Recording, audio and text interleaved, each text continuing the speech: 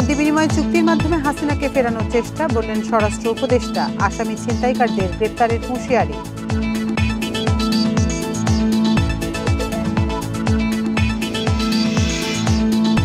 মৌলভীবাজারের নিরাপত্তা কর্মীকে হত্যার বদলে ভুলে আইনজীবী সুজনকে খুন, পরিকল্পনাকারী ও ভারতে 4 কিলার গ্রেপ্তার।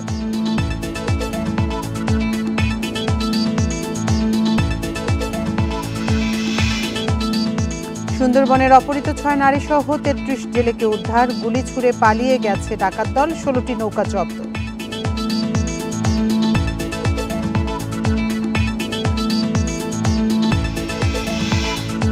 রাঙামাটির কিয়াংঘাটে বাসের সঙ্গে সাজেকগামী জিপের সংঘর্ষ, আহত 7 পর্যটক উপজেলা স্বাস্থ্য কমপ্লেক্সে ভর্তি।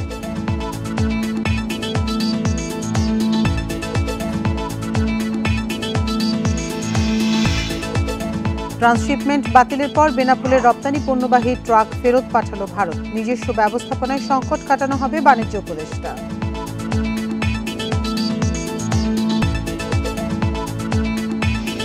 বান্ডেল থাকলে প্রতি সেনমানিতে টাকা বাঁচবে। বিকাশ সেনমানি বান্ডেল কিনে জিতুন প্রতি লেনদেনে। স্বাগত সমগ্র বাংলাদেশ, আপনাদের সাথে আছি আমি আতিফান জুমান। শিরোনাম শুনছিলেন এতক্ষণ, এবার চলে যাচ্ছি পুরো খবরে। বন্দি বিনিময় চুক্তির মাধ্যমে শেখ হাসিনাকে ফিরিয়ে আনার চেষ্টা করা হবে বলে জানিয়েছেন স্বরাষ্ট্র উপদেষ্টা জাহাঙ্গীর আলম চৌধুরী। দুপুরে সুনামগঞ্জের শান্তিগঞ্জ থানা পরিদর্শনে গিয়ে তিনি কথা বলেন। স্বরাষ্ট্র উপদেষ্টা বলেন, ভারতের সাথে সংঘাতের কোনো সম্ভাবনা নাই। সেখানে পালিয়ে থাকা শেখ হাসিনা ও অন্যান্য মন্ত্রী এমপিদের ফিরিয়ে আনার চেষ্টা চলছে। তাছাড়া ইসরায়েল বিরোধী বিক্ষোভ মিছিল থেকে সিলেট সহ বিভিন্ন জায়গায় যারা লুটপাট করেছে তাদের কাউকে ছেড়ে দেওয়া হবে না। এর আগে সিলেটে থানা পরিদর্শন শেষে তিনি বলেন, ছাত্র জনতার গণ অভ্যুত্থানে রাজনৈতিক পট পরিবর্তনের পর দেশের বিভিন্ন থানা ও ফাঁড়ি থেকে লুট হওয়া অস্ত্র প্রত্যাশা অনুযায়ী উদ্ধার করা সম্ভব হয়নি, তবে অস্ত্র উদ্ধারে অভিযান চলছে। ইন্ডিয়ার সাথে আমাদের একটা চুক্তি আছে যে যদি ক্রিমিনালদের হ্যান্ড ওভার করার, এই চুক্তির আন্ডারে হয়তো আনার চেষ্টা করা হবে। নিজস্ব কিছু হাতিয়ারও তো আমরা হারাইছি, ওইগুলো তো আমাদের সব কটা উদ্ধার করা যায়নি। আমরা চেষ্টা করতেছি ওইগুলো উদ্ধার করার জন্য। ওইগুলো উদ্ধার হয়ে গেলে আইন শৃঙ্খলার পরিস্থিতি আরও ভালো হবে।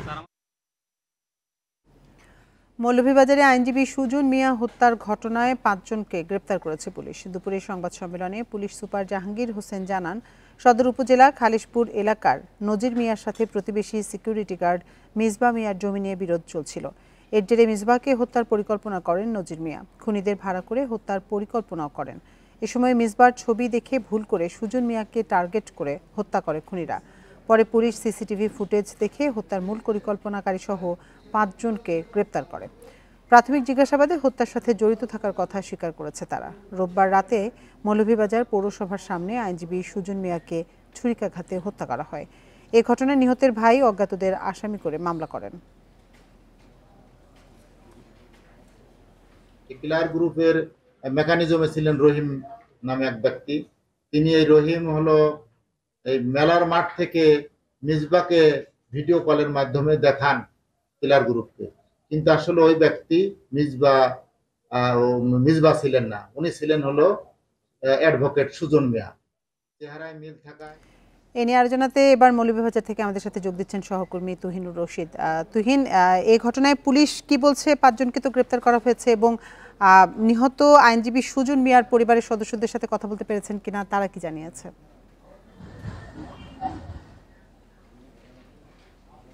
দেখুন, আসলে পুলিশ আমাদেরকে আজকে দুপুরে তার প্রেস ব্রিফিংয়ে জানিয়েছে যে এই ঘটনার সাথে তারা প্রাথমিক পর্যায়ে 10 জনের সম্পৃক্ততার খবর পেয়েছেন এবং এই 10 জনের মধ্যে তারা 5 জনকে ইতিমধ্যে গ্রেফতার করতে পেরেছেন এবং এই 5 জনকে তারা বিভিন্ন জায়গা থেকে মৌলভীবাজারের বিভিন্ন জায়গায় তারা তথ্য প্রযুক্তির মাধ্যমে মূলত তাদেরকে তারা গ্রেফতার করেন এবং তার আগে তারা সিসিটিভি যেসব আছে সেগুলি তারা পর্যবেক্ষণ করেন এবং সেগুলি পর্যবেক্ষণের মধ্যে দিয়ে মূলত যারা কিলিং এর সাথে সরাসরি সম্পৃক্ত ছিল তাদেরকে তারা শনাক্ত করতে পারেন।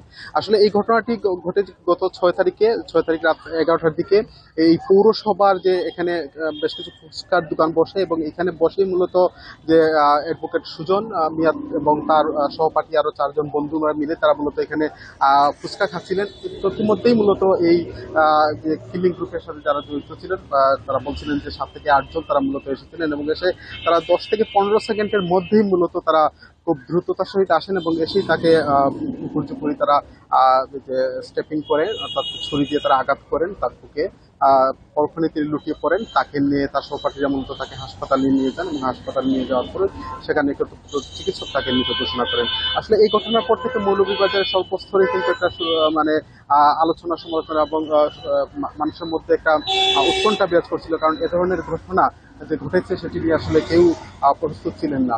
তো আসলে এই যে মিসপা এবং নাজির মিয়ার কথা বলা হচ্ছে, তাদের মূলত পূর্বশত্রুতার যে জের ছিল তাদের দুজনের মধ্যেই। তারা মূলত নাজির মিয়া তিনি মিসপাকে তাকে শাস্তা করার জন্যই মূলত ভাড়াটিয়া এই যে কিলিং গ্রুপের সাথে সম্পৃক্ত তাদেরকে মূলত তারা তাদের সাথে চুক্তি করেন এবং এই চুক্তি মোতাবেক মূলত তাদেরকে এই শাস্তা করার জন্যই তিনি নেন। কিন্তু যারা ওই কিলিং এর সাথে যুক্ত ছিলেন তারা মূলত সেখানে ভুল করে যে অ্যাডভোকেট রয়েছেন সুজন মিয়া, তাকে মূলত তারা স্টেপিং করেন এবং তারা হত্যাকাণ্ড করেন। এই ঘটনায় মৌলভীবাজারে এখন আসলে সর্বক্ষেত্রে কিন্তু আলোচনা চলছে যে আসলে এই ধরনের একটা ঘটনা ঘটেছে, সামাজিক অপক্ষয় এবং এতে করে যে মানুষের যে নিরাপত্তার ব্যাপারটা সেটি নিয়ে কিন্তু আলোচনা চলছে। তো সব মিলে পুলিশ আসলে এখন যেটি বলছে যে তারা এখন যে 5 জনকে আটক করেছে, বাকি 5 জনকে বা আরো এটার সাথে সম্পৃক্ত যারা আছেন তাদেরকে তারা আটক এবং তাদেরকে শাস্তিতে আওতায় নিয়ে আসার জন্য তারা প্রচেষ্টা চালিয়ে যাচ্ছেন। এই ছিল আসলে মৌলভীবাজার থেকে আইনজীবী সুজন হত্যার যে আসামিদের ধরার সর্বশেষ খবর।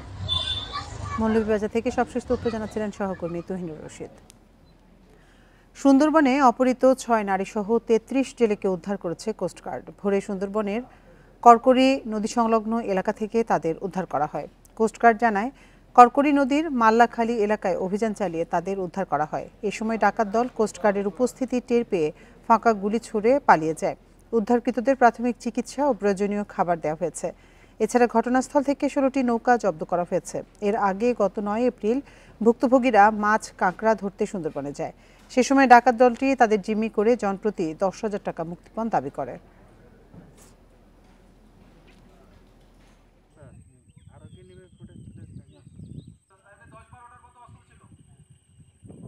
উদ্ধারকৃতদের কোস্টগার্ড স্টেশন কয়রাতে নিয়ে এসে প্রাথমিক চিকিৎসা ও প্রয়োজনীয় খাবার প্রদান করা হয়। তারা সকলেই খুলনা জেলার কয়রা থানার বাসিন্দা। বোটসহ তাদের পরিবারের নিকট হস্তান্তরের কার্যক্রম প্রক্রিয়াধীন রয়েছে।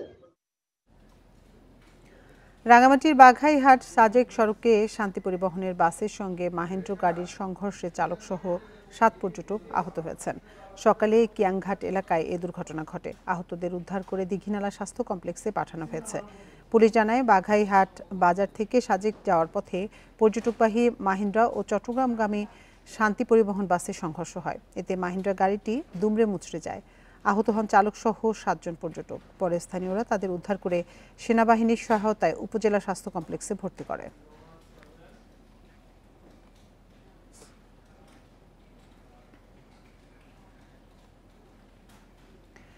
ট্রান্সশিপমেন্ট সুবিধা বাতিলের পর 4 ট্রাক রপ্তানি পণ্য ফেরত পাঠিয়েছে ভারত। বুধবার সন্ধ্যায় বেনাপোল স্থলবন্দর দিয়ে যাওয়া পণ্যবাহী ট্রাক ভারতের স্থলবন্দরের গেট থেকেই ফেরত পাঠানো হয়। স্থলবন্দর কর্তৃপক্ষ জানায়, বন্দর দিয়ে ট্রানজিট সুবিধা বন্ধের জন্য ভারতের অর্থ মন্ত্রণালয়ে একটি চিঠি কাস্টমসে পাঠানো হয়। এরপরই ট্রানজিট সুবিধার পণ্য বেনাপোল থেকে পেট্রাপোল বন্দরে প্রবেশ বন্ধ হয়ে গেছে। এর আগে গত মঙ্গলবার ভারতের ভূখণ্ড ব্যবহার করে বাংলাদেশের পণ্য তৃতীয় দেশে যাওয়ার সুবিধা বাতিল করে দেশটি।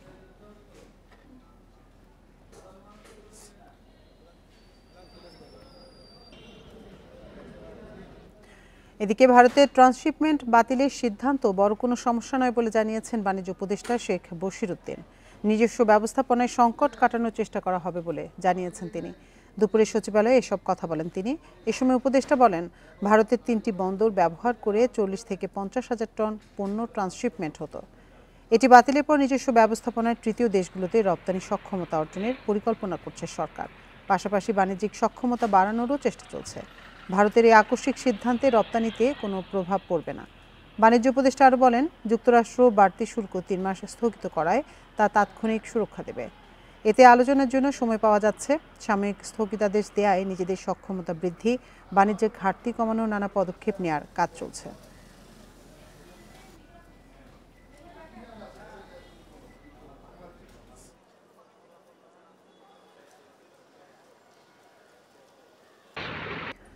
বাংলা প্রথম পত্র পরীক্ষার মধ্য দিয়ে সারা দেশে আজ থেকে শুরু হয়েছে এসএসসি ও সমমানের পরীক্ষা। পরীক্ষার পরিবেশ নির্বিঘ্ন রাখতে সতর্ক দেখা গেছে প্রশাসনকে। প্রতিটি কেন্দ্রে পুলিশ মোতায়েনের পাশাপাশি কেন্দ্র পরিদর্শন করেছে নির্বাহী ম্যাজিস্ট্রেটরা। আগে থেকে নির্দেশনা ছিল কেন্দ্রে পৌঁছাতে হবে পরীক্ষা শুরুর ৩০ মিনিট আগে। প্রথম পরীক্ষায় বেশিরভাগ শিক্ষার্থী তাই ৯:৩০ মধ্যেই পৌঁছেছেন কেন্দ্রে। কেন্দ্র সংশ্লিষ্টদের সহায়তা খুঁজে নিয়েছে নিজ নিজ আসন, সহযোগিতা করেছে পুলিশও। চট্টগ্রাম শিক্ষা বোর্ডের অধীনে ১,৪০,০০০ পরীক্ষার্থী অংশ নিচ্ছে এবারের এসএসসিতে। আমরা যাতে করে সুষ্ঠুভাবে সুন্দরভাবে কোনো প্রকার ত্রুটিপূর্ণ না হয় সেই জন্য আমরা সার্বিক ব্যবস্থা গ্রহণ করেছি।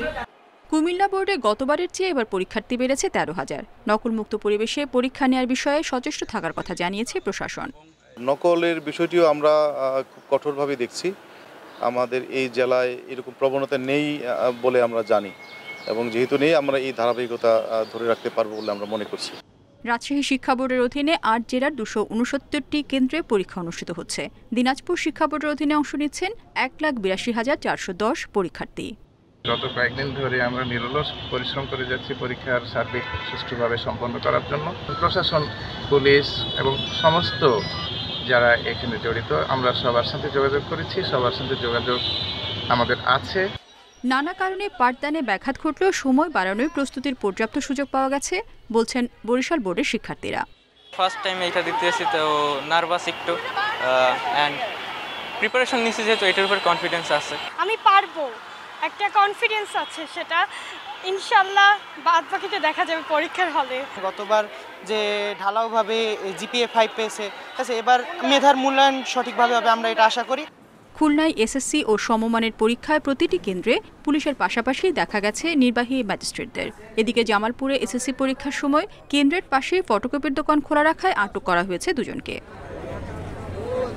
রেশমি নন্দী, ইন্ডিপেন্ডেন্ট নিউজ। চট্টগ্রামের সীতাকুণ্ডে এসএসসি পরীক্ষার্থীদের জন্য বিনামূল্যে বাস সেবা চালু করেছে মহসিন ফাতেমা সিদ্দিকী যুব কল্যাণ ফাউন্ডেশন। রোড টু লাইট শিরোনামে কার্যক্রমটি সকাল থেকে শুরু হয়েছে। এর উদ্বোধন করেন সীতাকুণ্ড উপজেলা নির্বাহী কর্মকর্তা ফখরুল ইসলাম। তিনি জানান, সীতাকুণ্ডের পরীক্ষার্থীদের নির্বিঘ্নে এবং সঠিক সময়ে পরীক্ষা কেন্দ্রে পৌঁছে দেওয়ার উদ্দেশ্যে এই উদ্যোগটি সপ্তমবারের মতো চলছে। এর মাধ্যমে অসংখ্য শিক্ষার্থী পরিবহন সংক্রান্ত জটিলতা এড়িয়ে নিশ্চিন্তে পরীক্ষা কেন্দ্রে পৌঁছাতে পারছে। ভবিষ্যতে এমন কার্যক্রম চলমান থাকবে বলেও আশা প্রকাশ করেন তিনি।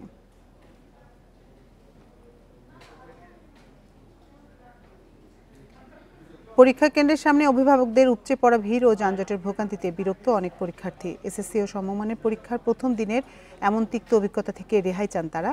এদিকে পরীক্ষা শেষ হওয়ার ৬০ দিনের মধ্যেই ফল প্রকাশ করা হবে বলে জানান শিক্ষা উপদেষ্টা অধ্যাপক ডক্টর চৌধুরী রফিকুল আবরার।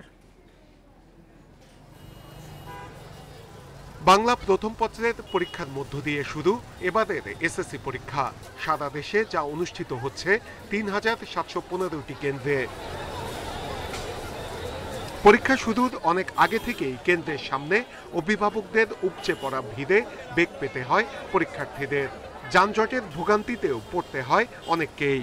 যারা লেট এসেছে তাদের জন্য একটু টাফ হয়ে গেছে। ওই সামনে মোড় থেকে আর কি আসতে আমাদের সমস্যা হয়েছে, ওখান থেকে নেমে আমরা হেঁটে হেঁটে আসছি। জ্যাম ছিল রাস্তায়, যেহেতু সবাই প্রথম পরীক্ষার দিনে মা বাবাকে নিয়ে এসেছিলেন, তো অনেকটা দেরি হয়েছে। মতিঝিল সরকারি বালক উচ্চ বিদ্যালয় পরিদর্শনে আসেন শিক্ষা উপদেষ্টা। এ সময় তিনি জানান, পরীক্ষা নিয়ে সামাজিক যোগাযোগ মাধ্যমে গুজব ছড়ানো হলে কঠোর ব্যবস্থা নেওয়া হবে। ফল প্রকাশ হবে পরীক্ষা শেষ হওয়ার ৬০ দিনের মধ্যেই। যেই সমস্ত সূত্র থেকে প্রশ্নপত্র ফাঁস অতীতে হয়েছে বলে জানা গেছে, আমরা চেষ্টা করেছি সেই সূত্রগুলো প্লাগ করা, যে সেখান থেকে যেন না হতে পারে। তো আশা করি আমরা সাকসেসফুল হব, এবং আজকের আগে আমরা ওই ধরনের কোনো ঘটনা ঘটেনি, এবং এক্ষেত্রে অবশ্যই একটা টপ প্রায়োরিটি এরিয়া হিসেবে আমরা এটাকে দেখেছি এবং কার্যকর একটা প্রয়োজনীয় ব্যবস্থা আমরা গ্রহণ করেছি। পরীক্ষার প্রশ্ন সহজ কঠিন নিয়ে মিশ্র প্রতিক্রিয়া পরীক্ষার্থীদের। আলহামদুলিল্লাহ ভালো হয়েছে, এমসিকিউ ইজি ছিল। কমন চ্যাপ্টারগুলো থেকে কোশ্চেন করা হয় নাই, একটু কমপ্লেক্স যেগুলো ভাবছি আসবে না ওগুলা থেকেই আসছে। প্রশ্ন অনেক ইজি ছিল আর এমসিকিউ ভালো হয়েছে। হলের পরিবেশ ভালোই ছিল, স্যাররা অনেক আন্তরিক। এবছর পরীক্ষার্থী 19,28,970 জন। 2024 সালের তুলনায় প্রায় 1 লাখ পরীক্ষার্থী কম। গতবার এসএসসি ও সমমানের পরীক্ষার্থী ছিল 20,24,192 জন। প্রথম দিনের পরীক্ষা সুষ্ঠুভাবে অনুষ্ঠিত হয়েছে। এই ধারা একদম শেষ পরীক্ষা পর্যন্ত বজায় থাকুক, এমনটাই প্রত্যাশা শিক্ষার্থী এবং অভিভাবকদের। নূরে আলম, ইন্ডিপেন্ডেন্ট নিউজ, ঢাকা। গাজায় গণহত্যার প্রতিবাদে সংহতি প্রকাশ করে নয়াপল্টনে সমাবেশ ও বিক্ষোভ মিছিল করছে বিএনপি। আমরা সরাসরি চলে যাচ্ছি সেখানে। তাদের মত এবং পথ পরিবর্তনের জন্য মুসলিম বিশ্ব যথাযথ ভূমিকা পালন করতে পারে। আমরা বাংলাদেশের যে অন্তর্বর্তীকালীন সরকার আছে, আমরা তাদের কাছে অনুরোধ করব এই বিষয়ে প্রয়োজনীয় উদ্যোগ নেওয়ার জন্য।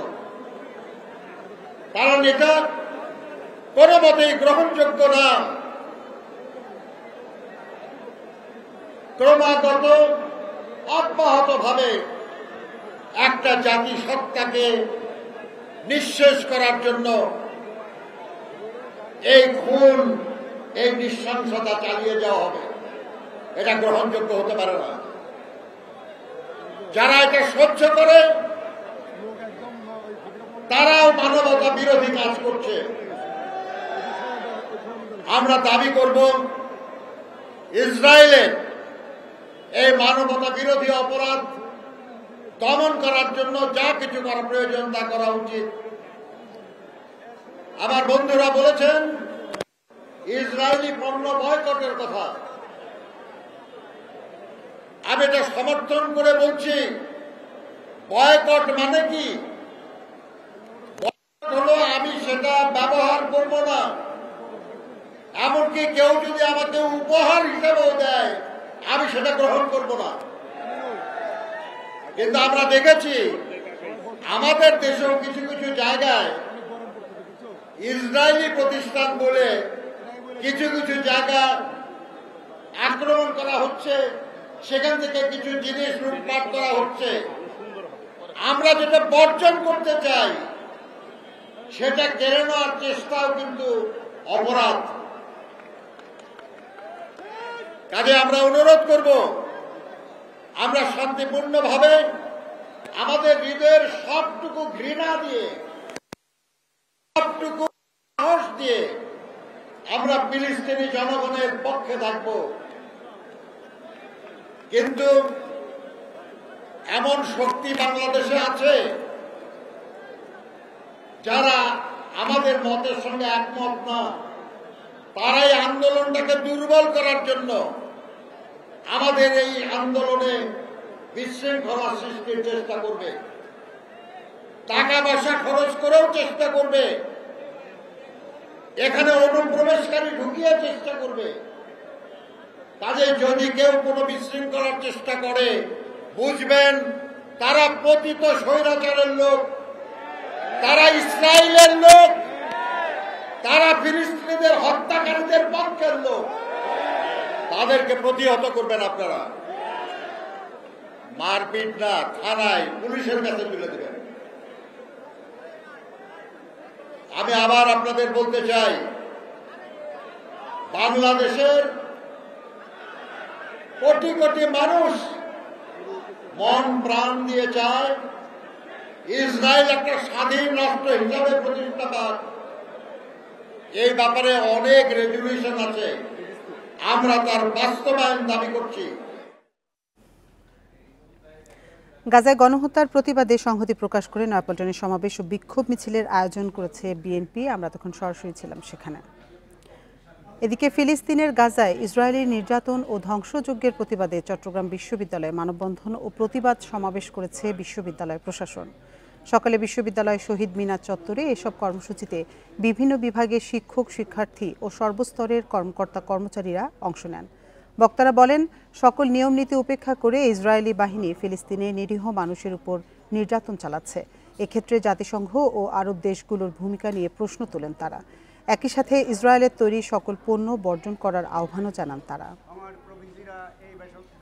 আমরা মূলত এখানে আসছি মানবতার বিরুদ্ধে যে হত্যাকাণ্ড হয়েছে, ইতিহাসের নিষ্ঠুরতম যে বর্বরত হত্যাকাণ্ড তার প্রতিবাদ করার জন্য এখানে আসছি। একটা জনপদকে পরিপূর্ণরূপে মাটিতে গুড়িয়ে দেওয়ার ষড়যন্ত্রে লিপ্ত হয়েছে জায়নিস্ট এবং তাদের পাশ্চাত্য সমর্থক গোষ্ঠী। গত ৩ মাসে রাজশাহী বিএনপিতে দ্বন্দ্বের জেরে নিহত হয়েছেন 4 জন। এজন্য গণ অভ্যুত্থান পরবর্তী সময়ে দলে অনুপ্রবেশকারী ও সুযোগ সন্ধানী নেতাদের দায়ী করছেন প্রবীণ নেতারা। তারা জানান, ব্যক্তি স্বার্থে দলের ভাবমূর্তি ক্ষুণ্ণকারীদের বিরুদ্ধে ব্যবস্থা নেওয়া হচ্ছে। তারপর অনেকেই মানছেন না কেন্দ্রীয় নির্দেশনা। রাজশাহী জেলা বিএনপির আহ্বায়ক কমিটি গঠন হয়েছে 2019 সালের জুলাই মাসে। আর 3 বছর আগের ঘোষিত আহ্বায়ক কমিটি দিয়ে চলছে মহানগর বিএনপি। কমিটিতে পদ পাওয়া আর না পাওয়াদের মধ্যে দূরত্ব ক্রমেই বাড়ছে। তারা কর্মসূচিও পালন করেন আলাদাভাবে। 5 আগস্ট স্বৈরশাসনের পতনের পর রাজশাহী বিএনপির বিভিন্ন ইউনিটে বিভক্তি আরও দৃশ্যমান। এর প্রভাব পড়েছে অঙ্গ সংগঠনগুলোতেও। নিজেদের মধ্যে প্রায়ই ঘটছে অপ্রীতিকর ঘটনা। 5 তারিখের পরে তো নিজেকে বিএনপির কর্মী বা বিএনপি নেতা হিসেবে দাবি করছে, কিন্তু তাদেরকে তো আমরা দীর্ঘ 14-15 বছরে যে আমরা বিভিন্নভাবে দলের মিছিল, মিটিং, প্রোগ্রামে ছিলাম, তারাকে তো দেখতে পাইনি। তবে নেতারা বলছেন, সংঘাতসহ দলীয় শৃঙ্খলা পরিপন্থী কাজ করলেই শাস্তির মুখোমুখি হতে হচ্ছে নেতাকর্মীদের। মার্ডারের কথা, এটা একটা বিচ্ছিন্ন ঘটনা ঘটেছে, এটা আমাদের দলের লোকেরা জড়িত না, এবং কে যে করেছে সেটাও বলতে, এটা তো তারা স্বৈরাচার যারা আছে আমাদের ঘাড়ে দোষ চাপানোর জন্য, আমাদের লোকদের দোষ চাপানোর জন্য সেটা করে থাকতে পারে। দীর্ঘদিন ভোট দিতে না পারা এবং নির্বাচন না করার ক্ষেত্রেও একটা শেষান জটের মতো রাজনৈতিক জট তৈরি হয়েছে। এই জটের কারণে এই জটিল জিনিসগুলো কখনো কখনো পাবলিকের সামনে চলে আসছে। আমরা আমাদের জায়গা থেকে এটাকে নিয়ন্ত্রণ করার জন্য সর্বাত্মক চেষ্টা চালিয়ে যাচ্ছি। দলের প্রবীণ নেতাদের দাবি, সুবিধাভোগী নেতাদের আশ্রয়ে থেকে সুযোগ সন্ধানীরা নিজেদের স্বার্থে দলের ভাবমূর্তি ক্ষুণ্ণ করছে। যারা অরিজিনাল বিএনপি তারা এটার মধ্যে ইনভলভ না। দলের যারা পোর খাওয়া তাদের নেতৃবৃন্দ সর্বস্তরের, ছাত্রদল, যুবদল, স্বেচ্ছাসেবক দল, বিএনপি, মহিলা দল, সবাই ঘৃণা করছে। চলতি বছর বিএনপির দুপক্ষের সংঘর্ষে রাজশাহী নগরীতে মারা গেছেন এক রিকশা চালক। পবাই প্রতিপক্ষের গুলিতে নিজ বাড়িতে খুন হন যুবদল নেতার বাবা। আর তানোরে দুপক্ষের সংঘর্ষে মারা গেছেন বিএনপির স্থানীয় 2 নেতা। Ahsan Habib, Apu, independent news, Rajshahi. আধিপত্য বিস্তার নিয়ে লক্ষ্মীপুরে রায়পুরের খাসের হাটে বিএনপির দুপক্ষের সংঘর্ষে সাইজউদ্দিন নিহতের ঘটনায় 3 দিন পর মামলা হয়েছে। বুধবার রাতে নিহতের ভাই বাদী হয়ে মামলাটি করেন। এতে বিএনপির সাবেক নেতা ফারুক কবিরাজ সহ 26 জনের নাম উল্লেখ সহ অজ্ঞাত 160 জনকে আসামি করা হয়েছে। তবে মামলায় এখন পর্যন্ত কাউকে গ্রেপ্তার করতে পারেনি পুলিশ। এদিকে সংঘর্ষের ঘটনায় 16 নেতাকর্মীকে বিএনপি থেকে বহিষ্কার করা হয়েছে। দীর্ঘদিন ধরে চরবংশী ইউনিয়ন বিএনপির সাবেক সহসভাপতি ফারুক কবিরাজ ও উপজেলা কৃষক দলের সদস্য সচিব শামীম গাজীর অনুসারীদের বিরোধ চলছিল। এ নিয়ে সোমবার দফায় দফায় সংঘর্ষে জড়ায় 2 পক্ষ।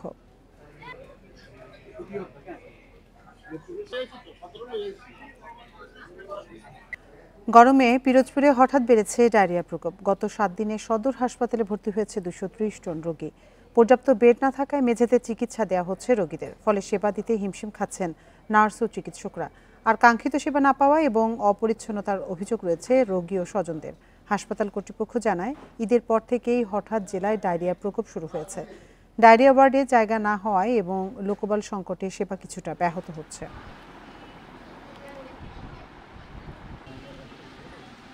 কালকে আসছি, 1টা বাজে আসছি, তখন ভর্তি নিয়েছে, এখন একটু সুস্থ। বিশুদ্ধ খাবার পানির ব্যবস্থাটা আমার মনে হচ্ছে পিরোজপুরে অতটা সুন্দর নয়। পাশাপাশি অনেক গরম পড়েছে। এই ঈদের দীর্ঘ বন্ধে বিভিন্ন জেলা থেকে মানুষ গ্রামে বেড়াতে এসেছে, এবং ঈদে একটু মানুষ খাবার দাবার একটু অনিয়ম হয়েছে বিধায় আমরা মনে করছি যে এই ডায়রিয়া রোগীটা বেড়েছে।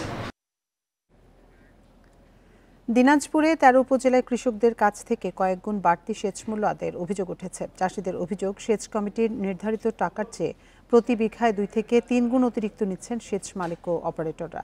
এতে বাড়ছে উৎপাদন খরচ। এদিকে অভিযোগ পেলে ব্যবস্থা নেওয়ার আশ্বাস কর্তৃপক্ষের। দিনাজপুরে বড় রবি মৌসুমে প্রতি একর জমিতে সেচের পানির জন্য 3200 থেকে 4000 টাকা পর্যন্ত দাম বেঁধে দিয়েছে সেচ কমিটি। বরেন্দ্র উন্নয়ন কর্তৃপক্ষ, বাংলাদেশ কৃষি উন্নয়ন কর্পোরেশনের পাশাপাশি ব্যক্তি মালিকানায় গভীর ও অগভীর নলকূপের মাধ্যমে সেচের পানি সরবরাহ করা হয়। তবে চাষিদের অভিযোগ, জমি বেঁধে ৫,৫০০ থেকে ৭,৫০০ টাকা পর্যন্ত নেওয়া হচ্ছে। বরেন্দ্র বহুমুখী উন্নয়ন কর্তৃপক্ষের অপারেটররা কোনো কার্ড না দিয়ে অবৈধভাবে আদায় করছে টাকা। ৪,০০০ এর আগে ছিল, এবার নাকি ৪৬০০ টাকা ধরতে চাচ্ছে। অধিনায়ক বর্তমান তাদের কাছে কার্ড, আমাদের কাছে কোনো কার্ড নাই। বাড়তি টাকা নেয়ার বিষয়টি স্বীকার করেছেন অপারেটর ও নলকূপ মালিকরাও। খরচ বেড়ে যাওয়ার অজুহাত দেখাচ্ছেন তারা। কেন শর্মা উঠানামা করার তনে ৫,৫০০ টাকা নিচ্ছে, আর কিষাণ পাটের টাকা খরচ বেশি। কার্ড তো আমরা দিতে চাই, কিন্তু কার্ড তো মনে করো যে ওরা ওরা আসতেও পারে না, কার্ড দিয়ে মোটর জুড়তে পারে না। এদিকে নির্ধারিত মূল্যের চেয়ে বেশি টাকা আদায়ের বিষয়ে অভিযোগ পেলে ব্যবস্থা নেয়ার আশ্বাস কর্তৃপক্ষের। প্রিপেমেন্টের মাধ্যমে পরিচালিত হয়, কৃষকগণ যার যার কার্ডের মাধ্যমে সেচ নিয়ে থাকে। এর বাইরে যদি কোনো বিষয় থাকে, কোনো অভিযোগ স্পেসিফিকভাবে আমাদের জানালে আমরা সেগুলো তদন্ত করে প্রয়োজনীয় ব্যবস্থা গ্রহণ করি। উপজেলা কমিটির যে সেচ কমিটি রয়েছে তারা যদি মিটিং করে, প্রতি মাসে মিটিং হয় এবং যে কোনো জরুরি প্রয়োজনে তারা মিটিং করে কোথাও সমস্যা দেখা দিলে তাৎক্ষণিকভাবে সে ব্যবস্থা গ্রহণ করবে।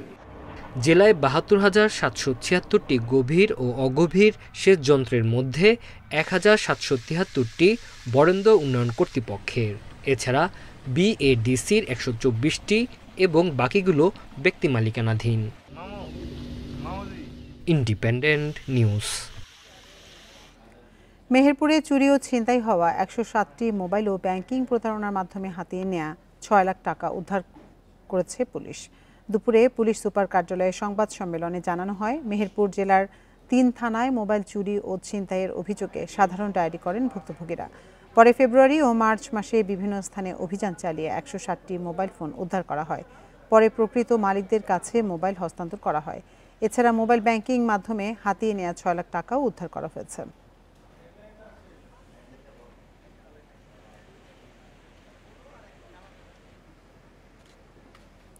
চাঁপাইনবাবগঞ্জের মহানন্দা নদীতে প্রথমবারের মতো চালু হয়েছে রাবার ড্যামের মাধ্যমে পানি ধরে রাখার প্রকল্প। এর ফলে ৯৬ কিলোমিটার দীর্ঘ মহানন্দা নদীর ৭০ কিলোমিটার জুড়ে পানি আছে অন্য বছরের তুলনায় বেশি। তবে বাকি ২৬ কিলোমিটার পানি শূন্য হয়ে পড়েছে। স্থানীয়দের অভিযোগ, রাবার ড্যামের মাধ্যমে নদীর একটি অংশকে হত্যা করল পানি উন্নয়ন বোর্ড। চাঁপাইনবাবগঞ্জে আন্তঃসীমান্ত নদী মহানন্দার দৈর্ঘ্য ৯৬ কিলোমিটার। বাংলাদেশ অংশে প্রবেশমুখ থেকে নদীর ভাটিতে ৭০ কিলোমিটার দূরে নির্মাণ করা হয়েছে এই রাবার ড্যাম। ড্যামটির অবস্থান চাঁপাইনবাবগঞ্জ শহরের রেহাইচর এলাকায়। এবছরই প্রথমবারের মতো ড্যামের মাধ্যমে নদীর একটি অংশে পানি আটকে রাখা হয়েছে। তবে ভাটির ২৬ কিলোমিটার নদী একেবারেই পানি শূন্য অবস্থা। আপনার এখন পানি টানি তো কিছু নাই, আপনার শুকিয়ে যায় পানি, তো ওদিকে আপনার আটকে আছে। এখন এরকম শুকিয়ে গেছে, আরও সামনে তো ১ মাস খরা আছে, আরও অবস্থা খারাপ হয়ে যাবে, মানে ডাঙা হয়ে গেছে, দেখতে পাচ্ছেন চারিদিক। রাবার ড্যাম নির্মাণ প্রকল্পটি বাস্তবায়ন করেছে পানি উন্নয়ন বোর্ড।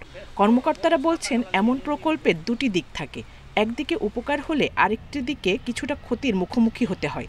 তবে সংকট সমাধানে পদ্মা নদী থেকে পানি এনে সংরক্ষণ করা যেতে পারে। আমাদের একটা প্ল্যান আছে, সেটা হচ্ছে যে পদ্মা নদীর পানি এই যে ২৬ কিলোমিটার আছে সেটা ব্যাক ওয়াটার ফ্লো দিয়ে এখানে পানিটা নিয়ে আসা। এর জন্য একটা আমাদের ড্রেজিং বা খননের কার্যক্রম নিতে হবে এবং একটা ফিজিবিলিটি স্টাডি করে নিতে হবে, যাতে পদ্মার পানিটা এই ডাউন স্ট্রিমের ২৬ কিলোমিটার লোকজন পায়। এই জন্য আমরা একটু চেষ্টা করছি। মহানন্দা নদীর উপর ৩৯৩ মিটার দৈর্ঘ্যের রাবার ড্যামের কাজ ২০২১ সালে শুরু হয়। এর কাজ শেষ হয়েছে চলতি বছরেই। শুরুতে এই প্রকল্পের ব্যয় ধরা হয়েছিল ১৫৫ কোটি, তবে পরবর্তীতে আরও ৬৯ কোটি টাকা ব্যয় বাড়িয়েছে পানি উন্নয়ন বোর্ড। Independent news. কক্সবাজারে তরুণ তরুণীদের স্বনির্ভর করে গড়ে তুলতে কাজ করছে improving skills and economic opportunities for the women and youth in Cox's Bazar ISEC প্রকল্প। ব্র্যাকের পক্ষ থেকে এই প্রকল্পের আওতায় এ পর্যন্ত ৬,৮৯৪ জনকে কর্মসংস্থান ও স্বনির্ভর হওয়ার সুযোগ তৈরিতে সহায়তা করা হয়েছে। প্রশিক্ষণের মাধ্যমে নিজেদের ক্যারিয়ার গঠন করতে চায় তরুণরা। এজন্য বাস্তবমুখী এই প্রশিক্ষণ সহায়ক ভূমিকা পালন করছে বলে জানান প্রশিক্ষণার্থীরা। প্রকল্প সংশ্লিষ্টরা বলছেন তরুণ তরুণী নারী ও প্রতিবন্ধীদের দক্ষতা ও উদ্যোক্তা উন্নয়নের মাধ্যমে স্বনির্ভর করতে সহযোগিতা করছে তারা। ক্যারিয়ার হাবের মাধ্যমে কক্সবাজারে 24,760 জনকে স্বনির্ভর করে তোলার লক্ষ্যে কাজ করছে ব্র্যাক।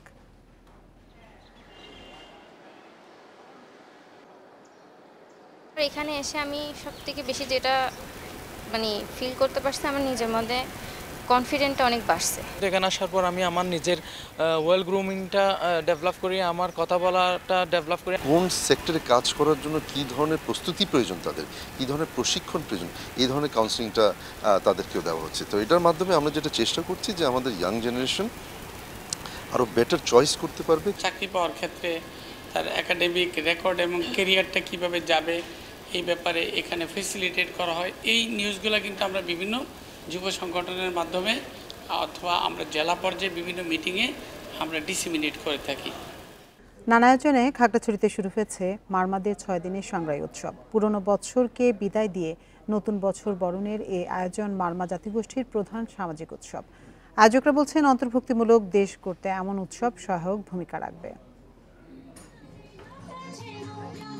মারমা সম্প্রদায়ের প্রধান সামাজিক উৎসব মহাসাংগ্রাহী উপলক্ষে এমন বর্ণিল আয়োজন খাগড়াছড়ি জেলা সদরের পানখাইয়া পাড়ায়। উদ্বোধনী অনুষ্ঠানে যোগ দেন নানা বয়সী নারী পুরুষ। শুরুতে ঐতিহ্যবাহী নৃত্য ও গান পরিবেশন করেন মারমা শিল্পীরা। পরে উদ্বোধন করা হয় মারমাদের ঐতিহ্যবাহী দ খেলা, আলারি খেলা। আমরা আজকে অনেক মজা করব। আর আগামী 14 তারিখে আমাদের মারমা ঐতিহ্যবাহী সংগ্রাহী পানি খেলা। আমাদের মারমা সম্প্রদায়ে এটা অনেক বড় উৎসব বলা হয়। নিজেদের ঐতিহ্য, ভাষাচর্চা ও সুরক্ষার পাশাপাশি আগামী প্রজন্মের কাছে সুন্দর ও সমৃদ্ধ সংস্কৃতি উপহার দিতে প্রতি বছরই এমন আয়োজন করছে মারমা উন্নয়ন সংসদ। এগুলো অবলুপ্তির পথে, বিলুপ্তির পথে দিকে যাচ্ছে। সেই কারণে সংস্কৃতি এবং ক্রীড়াকে সমুন্নত করার জন্য, এটাকে ধরে রাখার জন্য এই প্রয়াস। পাহাড়ে বর্ষবরণের এমন আয়োজন অন্তর্ভুক্তিমূলক দেশ গড়তে সহায়ক ভূমিকা রাখবে বললেন জেলা প্রশাসক। আমরা মনে করি যে আমাদের এখানে যে বিভিন্ন জাতিগোষ্ঠী রয়েছে তাদের মধ্যে যে মেলবন্ধনের তৈরি হচ্ছে, সেটি আমাদেরকে আগামীর সুন্দর বাংলাদেশ গড়ার ক্ষেত্রে একটি বৈষম্যহীন, সুখী সমৃদ্ধ বাংলাদেশ এবং অন্তর্ভুক্তিমূলক বাংলাদেশ গঠনের ক্ষেত্রে একটি বড় ভূমিকা পালন করবে। 6 দিনের উৎসবে সাংগ্রাহী শোভাযাত্রা, খেলাধুলা সহ নানা আয়োজন থাকছে। 14 এপ্রিল উৎসবের মূল আকর্ষণ মৈত্রী পানি বর্ষণ। Independent news. ঢাকার ধামরাইয়ে ওয়াশিং কারখানায় ডাকাতির ঘটনায় আন্তঃজেলা ডাকাত দলের 5 সদস্যকে গ্রেপ্তার করেছে পুলিশ। জব্দ করা হয়েছে ডাকাত দলের ব্যবহৃত পিকআপটি। পুলিশ জানায় গত 5 ফেব্রুয়ারি রাতে ধামরাইয়ের কেলিয়ায় মেন্স ওয়াশিং কারখানায় ডাকাতরা নিরাপত্তা প্রাচীর টপকে ভেতরে প্রবেশ করে। এরপর অস্ত্রের মুখে নিরাপত্তা প্রহরীদের হাত পা বেঁধে কারখানার ভিতরে ট্রান্সফরমারে ব্যবহৃত তামার তার ও বেশ কয়েকটি ল্যাপটপ সহ মূল্যবান জিনিসপত্র লুট করে। এই ঘটনায় কারখানা কর্তৃপক্ষ বাদী হয়ে অজ্ঞাতদের আসামি করে ধামরাই থানায় ডাকাতি মামলা করে। লক্ষ্মীপুরে তথ্য উপদেষ্টা মাহফুজ আলমের বাবার উপর হামলার ঘটনায় ছাত্রদল ও যুবদলের 2 নেতা আটক করেছে পুলিশ। বুধবার রাতে গাজীপুরের কালীগঞ্জ থেকে তাদের আটক করা হয়। দুপুরে তাদের আদালতের মাধ্যমে জেল হাজতে পাঠানো হয়। হামলার সাথে জড়িত না থাকায় আটক ইছাপুর ইউনিয়ন ওয়ার্ড যুবদলের সিনিয়র সহসভাপতি আব্দুল কাদেরকে পারিবারিক জিম্মায় ছেড়ে দেওয়া হয়। এর আগে 30 মার্চ রাতে রামগঞ্জ উপজেলার নারায়ণপুর এলাকায় তথ্য উপদেষ্টা মাহফুজ আলমের বাবা ইউনিয়ন বিএনপির সাংগঠনিক সম্পাদক আজিজুর রহমান বাচ্চুর উপর হামলার ঘটনা ঘটে। ইসরায়েল ফিলিস্তিন ইস্যুতে ফেসবুকে গুজব ছড়ানোকে কেন্দ্র করে নিরাপত্তাহীনতা ও উদ্বেগের মধ্যে রয়েছে নোয়াখালীর রেস্তোরাঁ ও পার্টি সেন্টারের মালিক কর্মচারীরা। দুপুরে সংবাদ সম্মেলনে এই শঙ্কার কথা জানান তারা। বলা হয়, গাজায় গণহত্যার প্রতিবাদে ইসরায়েলের পণ্য বর্জনের দাবিতে ফেসবুকে গুজব ও বিভ্রান্তিকর তথ্য ছড়িয়ে অস্থিতিশীল পরিবেশ সৃষ্টি করা হচ্ছে। এর সুযোগে বিভিন্ন প্রতিষ্ঠানে হামলা, ভাঙচুর, লুটপাট করছে একটি গোষ্ঠী। এ কারণে শহরের রেস্তোরাঁ ও পার্টি সেন্টারের মালিক কর্মচারীরা নিরাপত্তাহীনতায় ভুগছেন। এ বিষয়ে প্রশাসনের হস্তক্ষেপ চান তারা।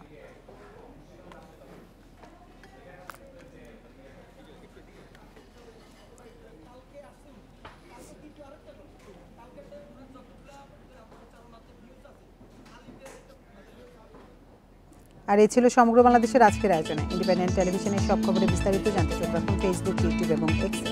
এতক্ষণ সাথে থাকার জন্য ধন্যবাদ সবাইকে।